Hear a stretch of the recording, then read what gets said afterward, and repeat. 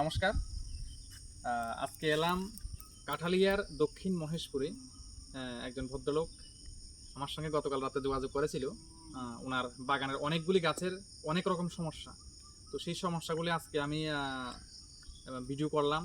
Video করে আবার আমি কিভাবে কি করা যায় সমস্যাগুলি সেগুলি একটু মানে ওনার সঙ্গে একটু কথা বলবো। আপনার বাগান টোটাল গাছের সংখ্যা কত?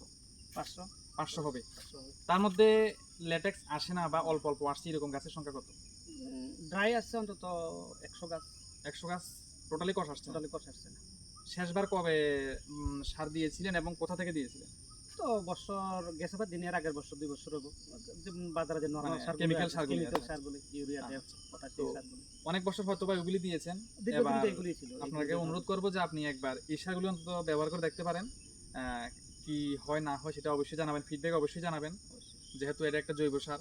তো জৈব সারের কাজটা অবশ্যই গাছের জন্য ভালো হবে। এখানে গাছের যে 7 রকমের সার রয়েছে সেই 7 রকমের সারের নিচে 7 রকম কাজ থাকবে। তো যেখানে ল্যাটেক্স বাড়ানো থেকে শুরু করে মাটির জলধারণ ক্ষমতা, সয়েল বুস্টার যেটা আছে, মানে আরো অনেক রকমের আছে। তো সবকিছু মিলিয়ে 500টা গাছের মধ্যে 500টা গাছেরই আপাতত জৈব সার প্রয়োগ করবে।